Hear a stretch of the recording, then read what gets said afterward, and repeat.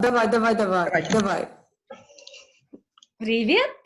Hello, bonjour! Привет. Бонжур. Селям шалом! Доброго дня! Шалом, бонжур. Всем How are привет! you? Всем привет! Всем Леля, привет. Яна, Лена в эфире, программа «Женщины заходят в бар», Заходят в «Женщины бар. заходят в бар». Друзья, спасибо, что смотрели, спасибо, что комментировали, были лайки, были дизлайки, были хорошие комментарии, были так себе. Все, кто озабочен, что мы пьем. Я, например, пью морс, девочки тоже очень, скажем так, хорошие напитки. Правильно, девочки? Да, я пью Да. очень бледное розе, почти белое, но тем не менее розе. Мы не пропагандируем Это ничего водка. плохого. Да. Ничего. У меня есть еще кофе тем, кому интересуется. Вот, да. напитками, Дорогие меня друзья, пустили. мы хорошие девочки, но иногда мы одеваем ушки и выходим онлайн. Или Вот, так же сережки. жизнь веселей, правильно? Вот я сегодня в домашнем, девочки, видите? Я обожаю это в домашнем.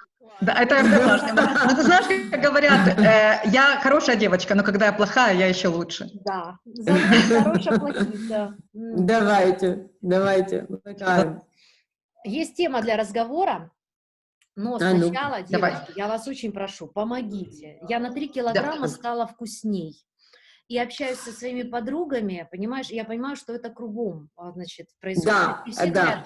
говорят, попросили у вас поинтересоваться, в первую очередь, секрет стройной фигуры. Вы обе стройные, певицы, актрисы, продюсеры, писательницы. Вот в Париже, в Лос-Анджелесе, что посоветуете, что делать, чтобы срочно? Абсолютно два раза. Как говорится, две разные школы. Это шикарная тема. Да. Это шикарная тема. Я еще одесскую тему подам. Давай, Яна, начинай с Лос-Анджелеса. Да. Ну, в Америке вообще очень серьезно относятся к тому, что надо заниматься, надо здоровый образ жизни, здоровое питание. Относятся к этому серьезно. Делают это очень немногие. Но упор в основном идет на перемену питания, исключение некоторых продуктов, упор на другие и физическую нагрузку. Насколько я знаю, это в корне отличается от подхода француженок, правильно? Абсолютно, абсолютно. Да, здесь тоже бегают по утрам, здесь тоже ходят в спортивный зал, но вот более старшее поколение, где-то более старшее поколение, те, которые родились еще в середине прошлого века, они считают, что стоит им только показаться в спортивном зале, они сразу станут похожи на Барби и Кена, то есть на пластиковых кукол. Но это так, немного сатиры.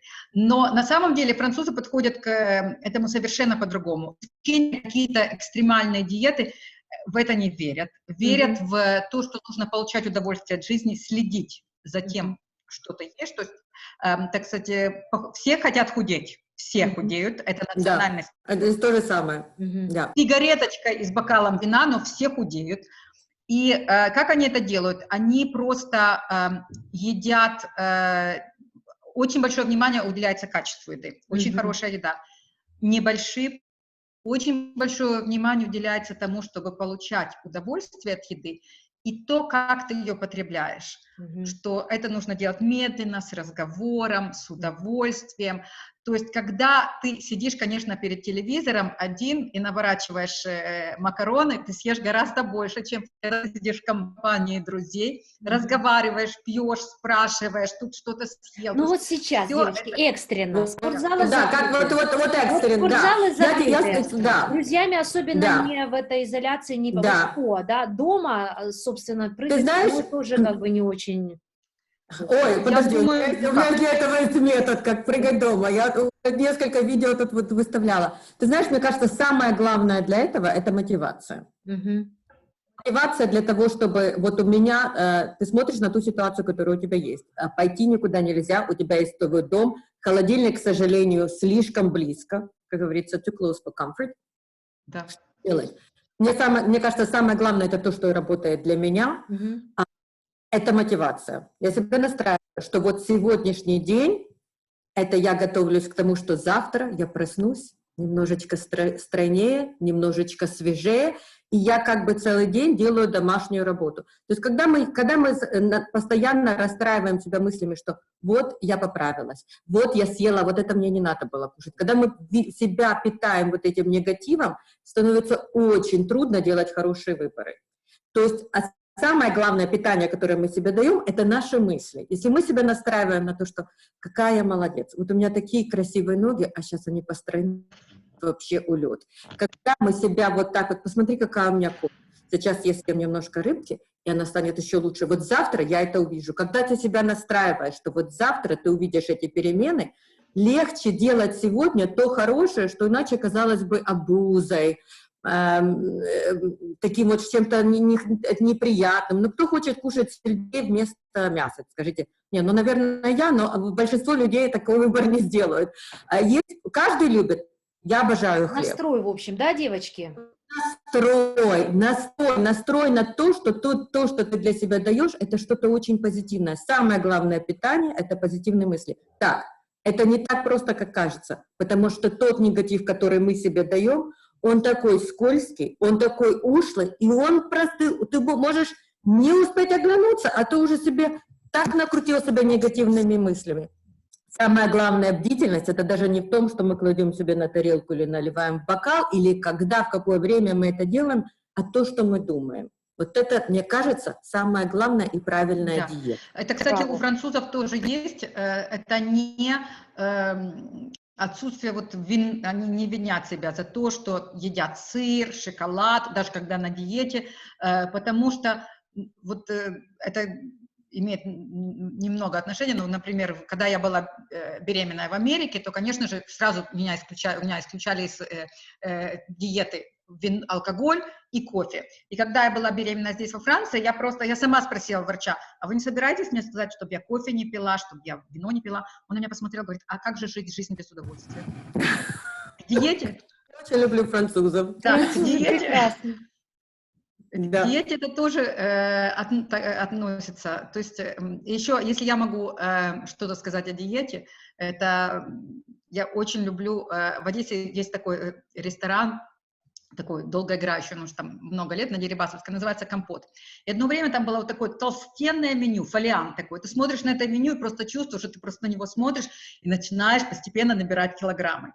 Вот открываешь это меню, и на первой странице написано, великолепный маркетинговый ход, люди не поправляются от еды, люди поправляются, когда слишком много скуки и слишком мало любви. Вот самый, если я могу дать какой-то экстренный, лучший способ – это влюбиться не в кого, найди во что-то, загорись чем-то. Ромео был очень худым, между прочим.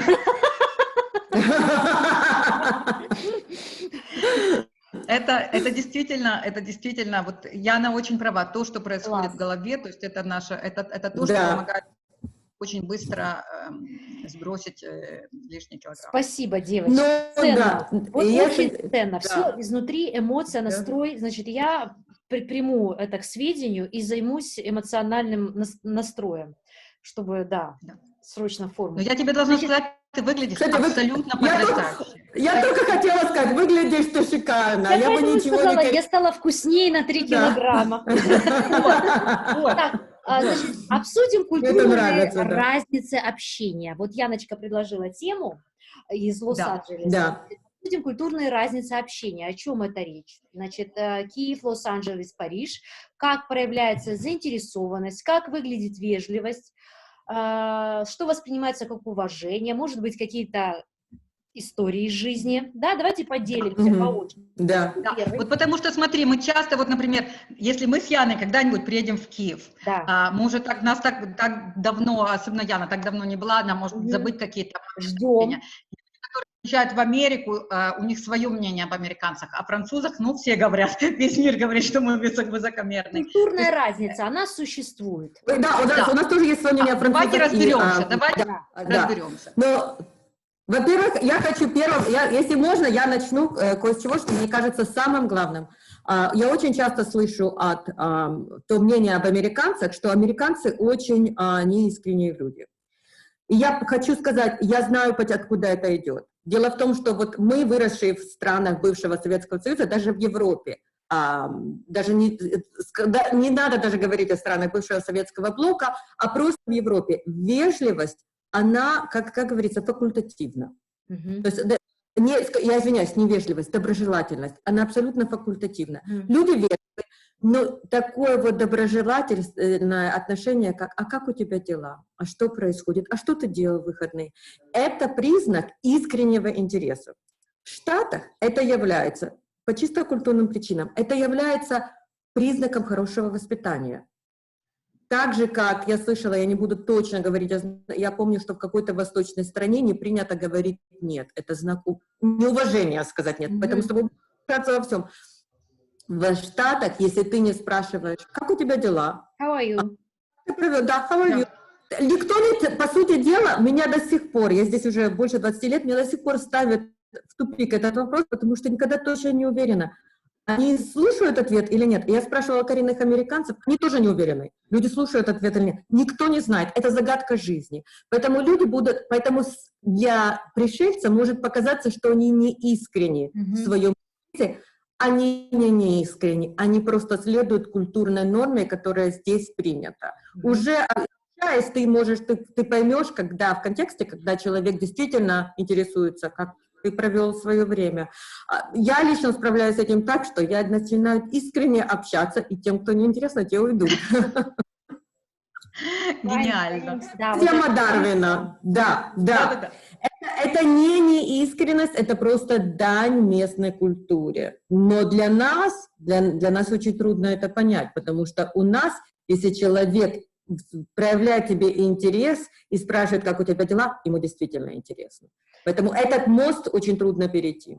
Да, и я вспомнила обучение, 3 месяца училась же в школе Мгм. в городе Сэлме, там ставили 2 мюзикла Мгм. «Высоцкая история», вот, и у меня сейчас прям воспоминания нахлынули, ты говоришь, Мгм. у меня было вот такое же странное ощущение, то есть они даже не дослушав могли бы это раз, Да. это уйти, а я тут Да. начинала рассказ, собственно, как я... Да. А ты тут только собралась, думаешь, с какого места начать? А они уже ушли. Представьте, я расскажу вам историю И своей вот жизни. эта улыбка. И мне постоянно говорили, улыбайся каждый день. В Америке это принято, улыбаться каждый день. Да. А мне не смешно, вот не хочу я улыбаться. Они подходили, что-то случилось, что-то, what's happened? Да. Да-да-да. Это очень большой, вот у нас тоже улыбка, это знак, она обязательно идет от души. Но У если мы не американцев хотим, мы не улыбка. улыбаемся здесь. Да, Поэтому с нами очень просто. да. Когда они смотрят на нас, им кажется, что мы доброжелательны, потому что для них улыбка — это знак того, что я готов к общению. Это как открытые глаза, как открытые плечи. Они имеют такого крупного, такого тяжелого, не тяжелого, такого эмоционального веса, как она имеет для нас. Да. Мгм. У нас почти как улыбка идет из другого места, если вы меня понимаете. Мы Да. улыбаемся просто... Я даже не хочу улыбаемся. комментировать на это. Из Я какого? девочка, мне нужно задвинуть гардины, у меня свет. Да. Да, хорошо, Яночка. Пока нам Лена расскажет. Я скажу, что французов очень часто обвиняют в высокомерии, ну, очень часто справедливо, но дело в том, что у французов, например, и у американцев происходит столько культурных конфликтов, что, как говорится, это даже не смешно. То есть, например, когда американцы приезжают во Францию, они убеждены, что французы все ужасно невежливые, а французы убеждены, что те невоспитанные. Мгм. И Да. почему это происходит? Потому что вот само понятие вежливости, оно очень разное в двух странах. Например, вот ты приходишь в американский ресторан или в американский магазин, тебе сразу же скажут «Hi, how are you?» «Привет, как дела?» и убегут. То есть пока Да. мы тебя знаем, я сейчас тут разберусь, и для французов это ужасно. Мгм. То есть он пришел, сказал мне «Привет, как дела?» и убежал, даже не выслушал. Мгм. Мгм.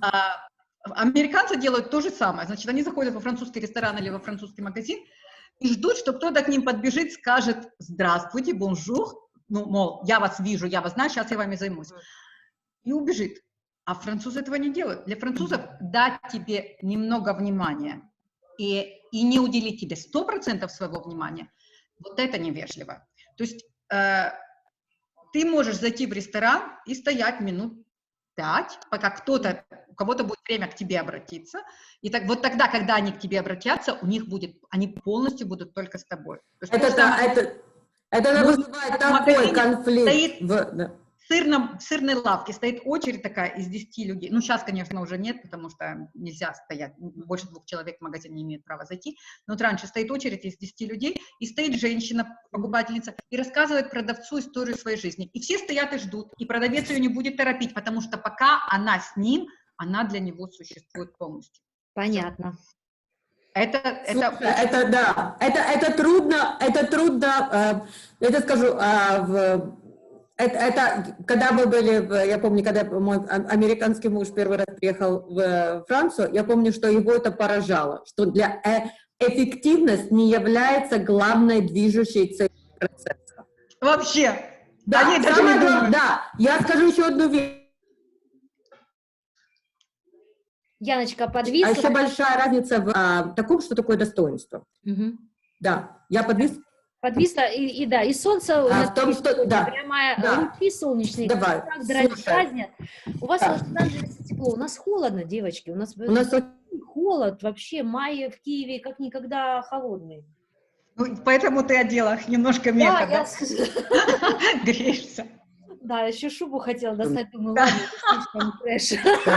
Что? Не, Что? Я прослушала, у меня зависло. Она шубу хотела одеть. Я говорю, у нас Эля, холодно. Нет, у нас... Эля, у меня такой вопрос. А вот, например, вот мы приедем с Яной в Киев. Киев, Ну, и девочки, мужа Яны. никому вы не нужны. Я шучу. Да. Приезжайте, я образно, да? У нас Да. зашел ты в Да. магазин, походил, вышел, собственно, продавец. Не обращай внимания. В жизни продавца ничего не изменилось. Что ты зашел? Да. Ну, собственно, Слушай, а я хочу Ну, спросить а на такой что нам вопрос. обратить внимание, чтобы быть вежливыми вот в украинском обществе? девочки, я, конечно, вам хочу сказать, мне легче говорить со стороны крымско-татарской позиции, потому что я Ой, это еще интересно. еще изучаю, до конца не совсем понимаю. Очень много общего с Западной Украиной. Вот. Киев, он такой, как везде в Советском Союзе. Как бы каждый сам по себе, особо никто ни на кого не обращает внимания, совершенно демократично, современно, что хочешь одеваешь, никто уже не на что смотрит. Значит, обязательно вам зададут в магазине или в кафе политические вопросы, что вы думаете про того или про того. Да, да. У нас очень любят эту тему, у нас вот эта тема политики, это, наверное, любимая тема, обсуждают просто все, и все специалисты в экономике, в политике, в общем, Да. все...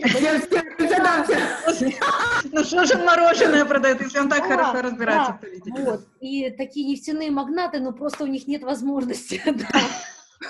Вот, очень добрые, доверчивые, хлебосольные, клубы у нас обычно полные, молодежь поет, очень певучая нация Украина.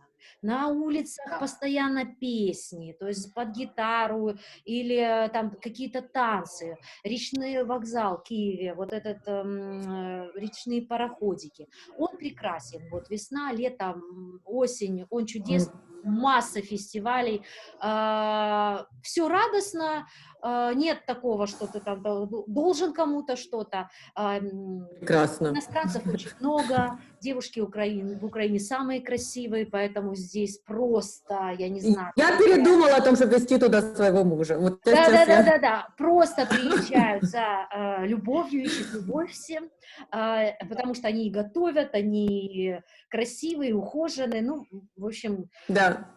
Все, да. А вот если вы попадете в крымско-татарскую, допустим, ситуацию, семью, я вас приглашаю, у нас как очень уважительно к старшим относятся. Если заходит старший, ну, принято встать. Встать, если там за 65, чуть старше, целуют руку, как вот так, по лбу. Это дань уважения, нагибаешься, не надо поднимать человека руку. Да. Вот такая история. Если гости уходят, то есть у нас сразу, вернее, вот приходя, гостю сразу подается кофе, не спрашивают, будешь ты кофе, не будешь. То есть сразу заварной кофе. Потом еда, беседы, выкладывается все самое лучшее на стол. Да, есть заначка для гостей. Да, для гостей.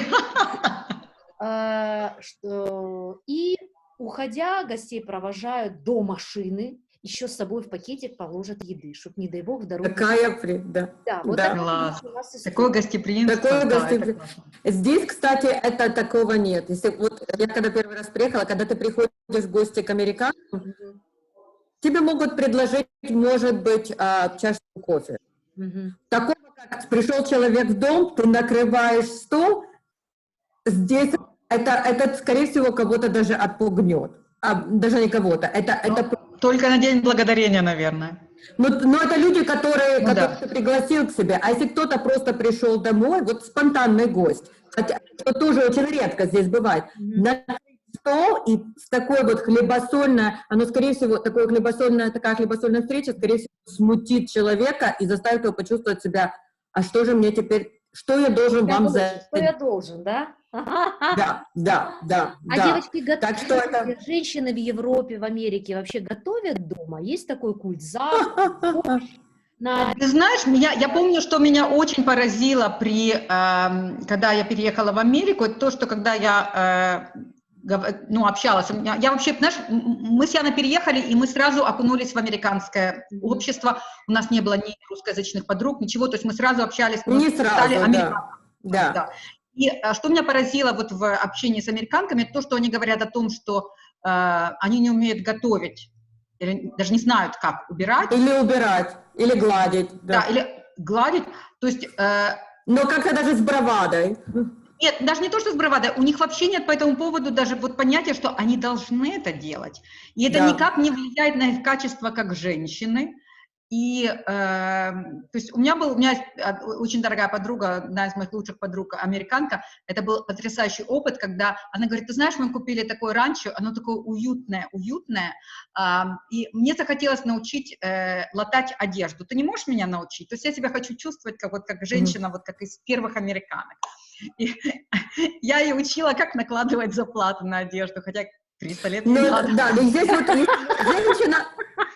женщина может взять коробку со смесью, из этой смеси туда надо добавить, там, я не знаю, 3 яйца, стакан масла, спечь пирог, это считается, что она спекла торт. То есть то, что вот спечь его вот полностью, отмерить муку, вот пойти у курицы забрать яйца и помыть их. Да, это считается, это очень редко, хотя есть люди, которые этим увлекаются, но в самой жизни для этого нет надобности. Подождите, я не понимаю, а как дома питается, вот, допустим, семья? Очень много полуфабрикатов. Ты же в ресторан не находишься. Очень много полуфабрикатов. Очень много ходит, общепит развит потрясающе в Америке. Да, очень много заказывают еды на разные бюджеты, можно... Ты знаешь, мы даже сейчас говорим о том, как люди тратят деньги. В Америке очень любят тратить деньги на удобство. То есть намного удобнее заказать еду, потратить 3 раза дороже будет ее заказать, чем ее приготовить дома. Но вот эта математика, вот этой математики тут нет. Я поняла. Не надо мыть посуду, не надо убирать, ее принесли, забрали.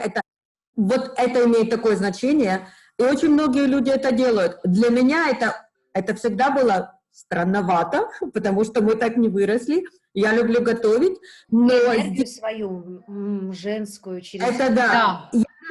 Я даже не знаю, насколько это ценится, хотя я тебе скажу такую вещь.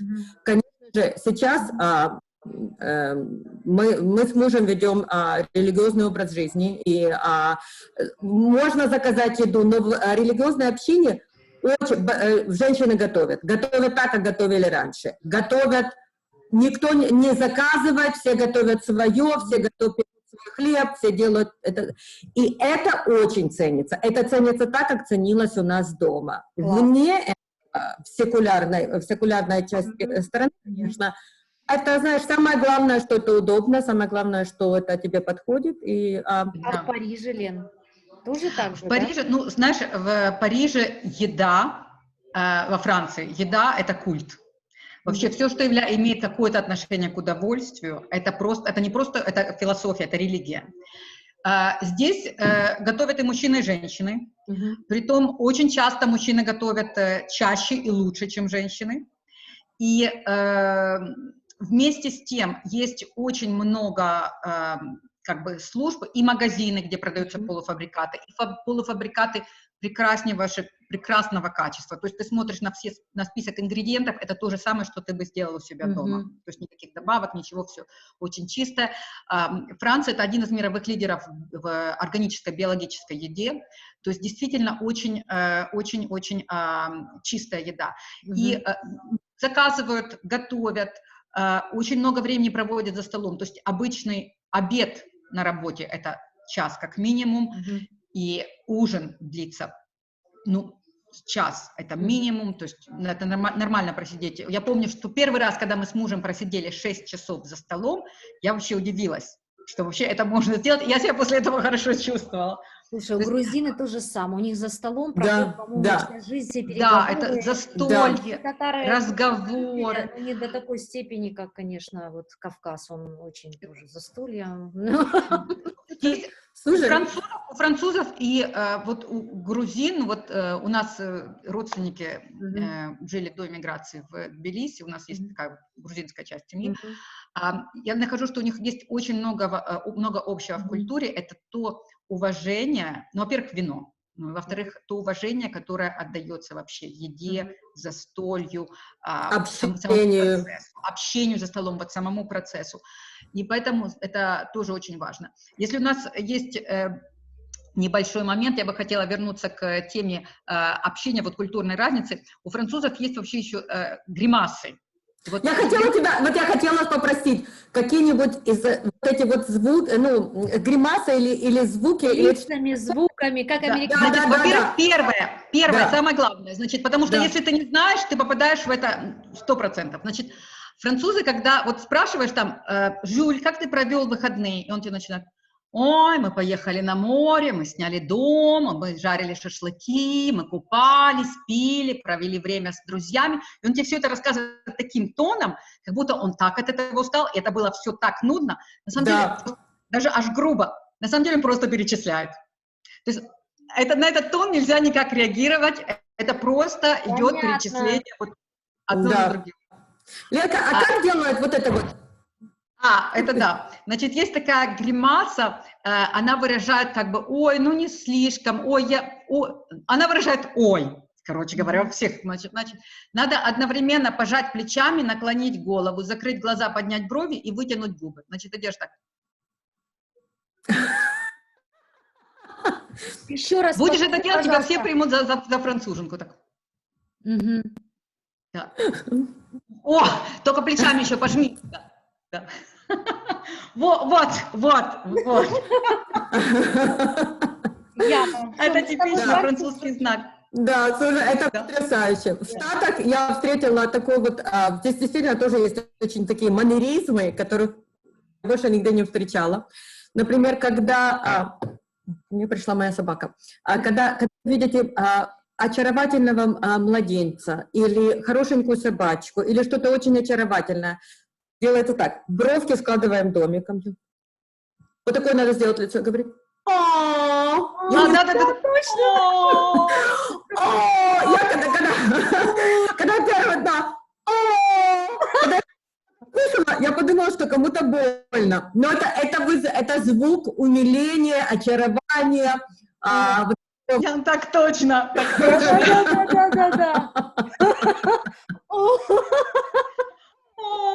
Да. Если вы как бы не испытали такую эмоциональную реакцию со стороны людей, надо быть подготовленным, потому что непонятно, что это означает. Кажется, что пальцы в дверь или что-то такое. Но это, как правило, реакция на что-то умилительное, очаровательное. Вот сейчас, Настя, иди сюда. Покажи свою собаку. Да, мы скажем. Иди сюда, малышка, иди сюда. Она начнет гавкать на уши. Да. Потом что еще? Значит, если, ну это как бы, как сказать, у нас есть такое выражение, то есть ghetto style, то есть разговор в очень, как сказать, не из самых Что ты делаешь? Не из самых... Так как разговаривают не в самых изысканных районах города, скажем так. Как бы, Шпана. Поэтому, когда женщина так разговаривает, я это вот так вот они делают, вот так, Ой, да. Это, вот, значит, это лучше так с британской королевой не разговаривать. Я буду колоть. Да, вот это так, значит, эту женщину Или уже вот лучше... так, Янка, или же вот так вот они делают. Да. И она ни перед чем не остановится. Поэтому Типа... намного лучше, если вы услышите... Да, это более безопасно. Да. Прикольно. Ну, а у... О, вот, все сказали. хороший! Моя зая родная, моя хорошая. Какая Эля, Да, расскажи, а есть да. какие-то вот украинские такие вот гримасы, Да. вот такие? Это он, Ну, да? Какая порода? Как называется? Это она, это Сен-Бердудл, это девочка, ее зовут Ари. Сен-Бердудл, это помесь Сен-Бернара и Пуделя. Не Привет. спрашивайте, это произошло, да, моя девочка, да. Я просто всегда хотела знать, кто был сверху. Ну да, Сибирнар и Пудин, это как-то Просто интересно. тема нашей программы. Да, Да, это следующая тема. Ладно. Ну, а у нас народ эмоциональный в Украине, Да. ну, вы знаете, да, постоянно Да. эмоции, темпераментно, споры, все очень достаточно громко, в общем. Вот каких-то, девочки, я не знаю каких-то особенных... Я тебе скажу, чего Я тоже скажу. Янка, Я скажи, скажу, да. тю. А, тю, да, это нельзя перевести. Это нельзя перевести, да. У меня, Тю. да, у меня одна знакомая говорит, одна, я с ней очень долго не общалась, и как-то вот нашли друг друга. И она говорит, а ты где? Я говорю, во Франции. Она говорит, а муж у тебя? Я говорю, француз. А на каком же ты с ним говоришь? Я говорю, на французском. Тю. Есть еще, знаешь, вот один аспект общения в Украине, который вот я заметила. В Украине люди касаются друг друга. Да.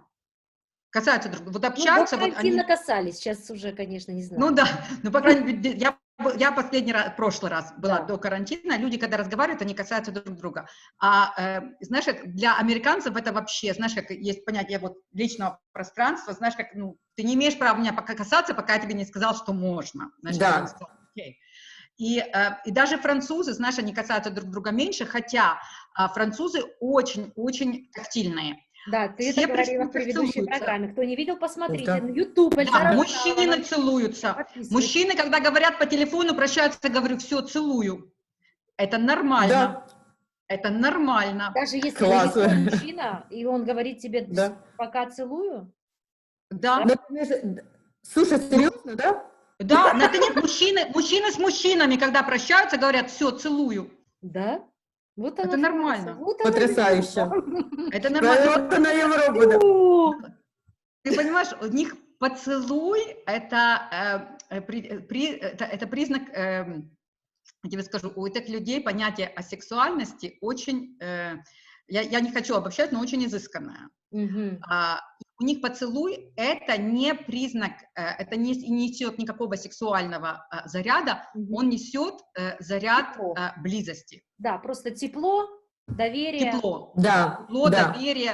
То есть, в принципе, как так оно и есть, мы же целуем родителей, детей, то есть, это, то есть, действительно, то есть, это очень интересно. Но все равно во Франции, то есть, ты не можешь вот просто разговаривать, там, взять кого-то за грудки, там, трогать кого-то, пока ты с ним Ну, разговариваешь. крымских Как бы татар нужно- тоже как бы не очень принято. Да. Да.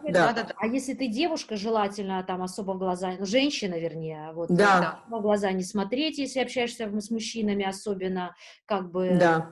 скромность во всем, даже скромность, если да. уже не Да. первый раз замужем, все равно ничего не знаешь, и вообще только родилась. Да. Вот. Я нахожу очень много Что ты общего. уже знаешь в этой жизни. Да. Никому не надо знать, что ты знаешь. Да. Ну, Да. Так что знаешь, так. чем меньше он знает, что ты знаешь, тем он лучше спит. знаешь. Так что так, друзья, вот я хочу сейчас сказать нашим, кто нас смотрит, подруги, у нас тут женщины, большая аудитория и мужчин, я так уже аналитику провожу, пишите комментарии, пишите темы, которые вам интересны, пишите пожелания, будем общаться, будем обсуждать. Подписывайтесь Общайтесь с на канал нами, мы будем общаться, будем обсуждать. да, в Фейсбуке, значит, сестры, певицы Лена и Яна Якубсфельд, Зара Баталова. Нас можно везде найти при желании. На английском языке все пишется. При желании. Да. Я предлагаю Да. сейчас Нет. завершить наше общение какой-то общей песней. Это экспромт полный. Я сейчас это придумала, не знаю почему. Давайте какой. Вот Зуг Змирно Хамул, я вот тебе говорила. Да, давайте Зуга Змирно Хамул. Давайте, девочки, только я буду вам мысленно подпевать. Да? Ну давай. Да, а вы давайте вы Сейчас я слова даже не знаю, господи. Вот Зуга Змирно Хамул, вау. Зуга Змирно Хамул. Badanere, Brain Frame, Ich will mein Herz es war, von dir erzählte beides frei, als ich auf der Leib, als ich mir noch am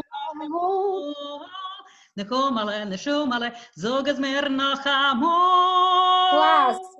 Девочки, молодец! Достойно молодцы. мой акцент. Нет, слушай, это прекрасно, кстати. Молодец, прекрасно. На акцент не обращай внимания, ты не можешь спеть ни одну песню на идыш, чтобы кто-то не подошел тебе и не сказал, а у нас так не говорили. Если тебе так говорят, значит, ты поешь на идыш. Девочки, рада была вас увидеть. До встречи ровно через неделю в программе нашей. 3 девушки. 3 девушки Женщины заходят в бар. Целую. Будьте здоровы.